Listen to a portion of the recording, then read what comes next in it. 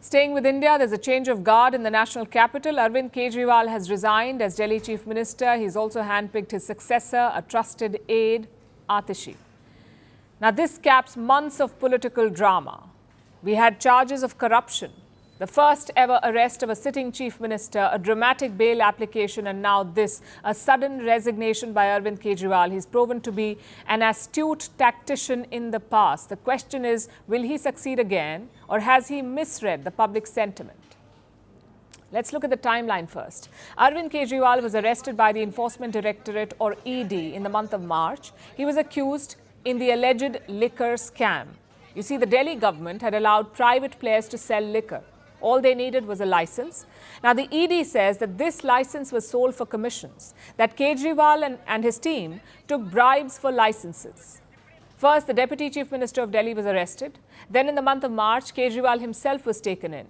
He got bail from the top court in July, but by then he had been arrested by a different agency, the CBI, or the Central Bureau of Investigation.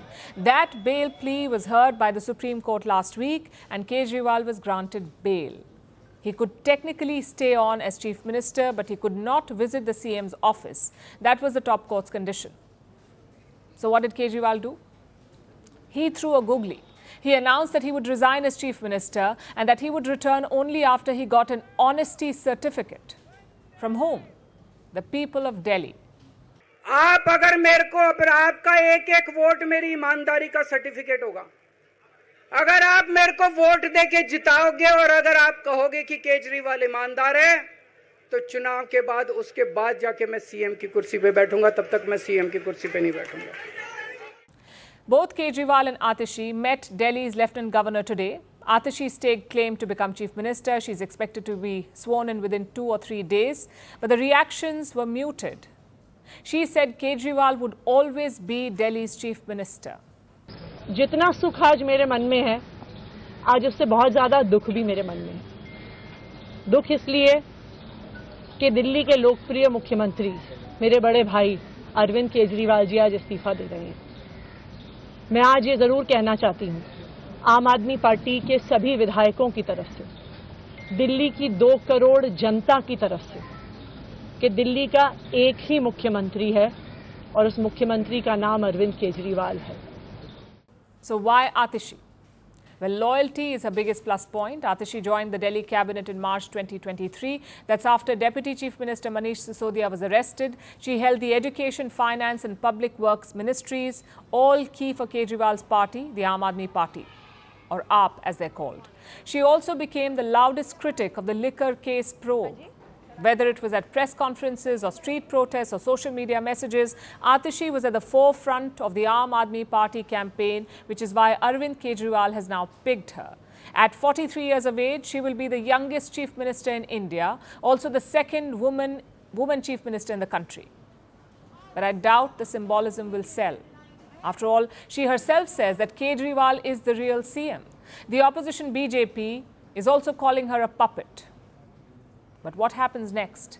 Well, Delhi goes to polls after February 2025. So Arvind Kejriwal has a couple of options. He can let Atishi complete the Aam Aadmi Party government's term until February next year. Meanwhile, he can also use this time to build a campaign. Less focus on governance, more focus on politics. Perhaps even expand his footprint to other states. Haryana, for instance, is going to polls in October. The Aam Aadmi Party is contesting all 90 seats in that state. Kejriwal was born in Haryana, so he may devote more time to the upcoming election there. The Aam Aadmi Party has already won Punjab and Delhi. No reason they cannot make inroads in Haryana. That's the first possibility. Or he can try to call for early elections in Delhi. Aam Aadmi Party leaders say that is the plan, but it's not a guarantee. The Chief Minister can ask the Lieutenant Governor to dissolve the assembly, to basically hold snap elections in Delhi. But the final decision belongs to the Lieutenant Governor. He is not bound by the Chief Minister's advice. So the elections may or may not happen immediately. And all of this is on point for Kejriwal. His comfort zone is the Delhi electorate. Whenever he's had trouble, he's fallen back on the voters here. Just think back to 2013. Delhi delivered a hung verdict.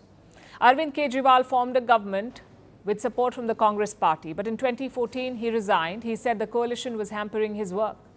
So elections were held again in 2015 and guess what? Aam Aadmi Party won 67 out of 70 seats. In 2020, they nearly repeated that win. The party won 62 out of 70 seats in Delhi. So Arvind Kejriwal trusts the voters of Delhi. He believes that they will give him yet another landslide. And if they do, he will get his honesty certificate. It's classic Kejriwal, dramatic and high stakes. He's turning the election into a referendum on his innocence. If he pulls it off, he can claim vindication. He can say, I resigned, but the people want me back. Chances are that could happen.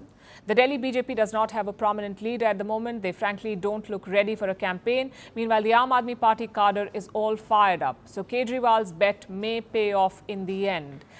But it does make you wonder about one thing. Whatever happened to promises of a party with a difference?